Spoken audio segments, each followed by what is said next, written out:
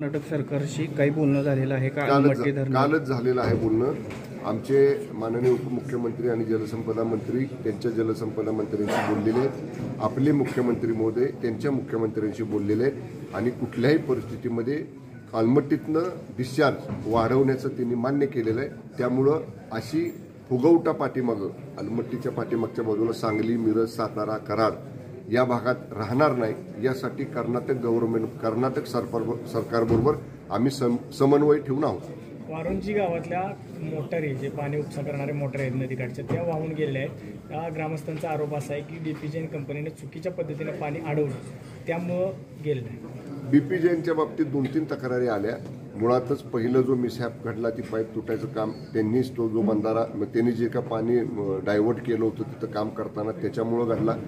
आता सुद्धा मला स्थानिक पदाधिकाऱ्यांनी सांगितलं की काम करताना नळ पाणी पुरवठा योजनेची केबल त्यांनी तोडलेली आहे त्यांच्या कामामुळं. तर मी आता प्रांत अधिकाऱ्यांना सूचना दिल्यात आणि मी जिल्हाधिकाऱ्यांच्याशी बोलतो लगेच.